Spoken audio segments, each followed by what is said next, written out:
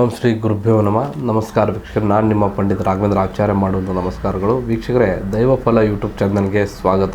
June 29ನೇ ತಾರೀಕು ಜ್ಯೇಷ್ಠ ಹುಣ್ಣಿಮೆ ನಂತರ ಧನು ರಾಶಿಯವರ ದೈವಫಲ ಹೇಗಿದೆ ಅಂತಕ್ಕಂಥ ಈ ಒಂದು ವಿಡಿಯೋಲಿ ನಾನು ತಿಳಿಸ್ಕೊಡ್ತಾ ಇದ್ದೇನೆ. ಅದಕ್ಕಿಂತ ಮುಂಚೆ ನಮ್ಮ ಚಾನಲ್ನ ಲೈಕ್ ಮಾಡಿ, ಶೇರ್ ಮಾಡಿ ಹಾಗೂ ಸಬ್ಸ್ಕ್ರೈಬ್ ಮಾಡ್ಕೊಳ್ಳಿ. ಮೊದಲಿಗೆ ವೃತ್ತಿ ಮತ್ತು ಉದ್ಯೋಗದ ವಿಚಾರದಲ್ಲಿ ನೋಡುವುದಾದರೆ, ಈ ಒಂದು ಜುಲೈ ತಿಂಗಳು ವೃತ್ತಿ ಜೀವನದಲ್ಲಿ ಉತ್ತಮ ಪ್ರಗತಿಯನ್ನು ಕಂಡು ಬರ್ತದೆ. ಹೊಸ ಅವಕಾಶಗಳನ್ನು ತಮ್ಮನ್ನ ಹುಡುಕೊಂಡು ಬರ್ತದೆ.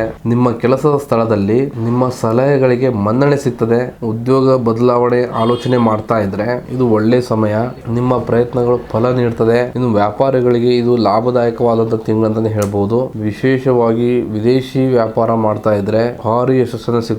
ನಿಮ್ಮ ವ್ಯವಹಾರದ ವಿಸ್ತರಣೆಗೆ ಇದು ಒಳ್ಳೆಯ ಸಮಯ. ಹೂಡಿಕೆದಾರರ ತಮಗೆ ಬೆಂಬಲವನ್ನು ನೀಡುತ್ತದೆ. ಇನ್ನು ಆರ್ಥಿಕವಾಗಿ ಜುಲೈ ತಿಂಗಳು ತಮಗೆ ತುಂಬಾ ಬಲವಾಗಿರ್ತದೆ. ಹಳೆಯ ಹೂಡಿಕೆಗಳಿಂದ ಲಾಭ ಸಿಗ್ತದೆ. ಆದರೂ ಕೂಡ ದೊಡ್ಡ ಮೊತ್ತದ ಸಾಲಗಳನ್ನು ತೆಗೆದುಕೊಳ್ಳುವ ಮುನ್ನ ತುಂಬಾ ಎಚ್ಚರವನ್ನು ವಹಿಸಿಕೊಳ್ಳಿ. ಉಳಿತಾಯದ ಕಡೆಗೂ ಸ್ವಲ್ಪ ಗಮನ ಹರಿಸುವುದು ನಿಮಗೆ ಭವಿಷ್ಯದಲ್ಲಿ ನೆರವಾಗ್ತದೆ.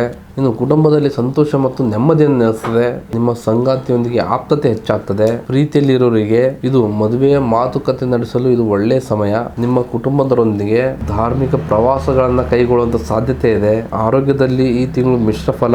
ಸಣ್ಣ ಪುಟ್ಟ ಕಿವಿ ನೋವಿನ ಸಮಸ್ಯೆಯನ್ನು ಕಾಣಿಸಿಕೊಳ್ಳಬಹುದು. ಆಹಾರದ ವಿಚಾರದಲ್ಲಿ ಶಿಸ್ತನ್ನು ಪಾಲಿಸಿ. ಪ್ರತಿದಿನ ಯೋಗ ಮಾಡುವುದನ್ನು ಮರಿಬೇಡಿ.